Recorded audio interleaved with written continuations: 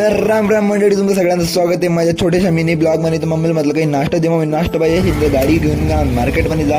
तर गाडी घेऊन मार्केटमध्ये 200च्या स्पीडनं निघालो. म्हटलं एखादी पापाची बर्दी हिंद चांगलं होईल. मार्केटमध्ये पोहोचलं, माझं डोकं काम करायचं, एवढी गर्दी होती. नंतर मार्केटमध्ये पोहोचलं, घाशीरामचे वडे घ्यायचेच. घाशीरामचे वडे घ्यायला जातच होतो, त्याच्यामध्ये एवढा छोटा त्याला मला जाऊ दे म्हणे. म्हटलं जा तू जा, मला काही एवढी घाई नाही, तू जा.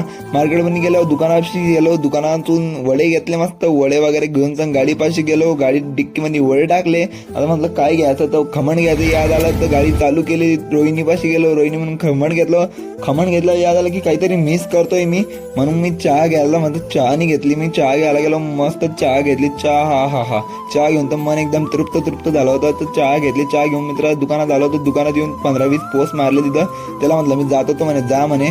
तर मी घरी गेला. मस्त घरी जाऊन मस्त वडे वगैरे होते, ते वडे वगैरे खाल्ले. वडे वगैरे खाऊन मला झोपायला होते. तुमचा सगळ्यांचा दिवस चांगला जाऊ. व्हिडिओ लाईक करा, फॉलो करा.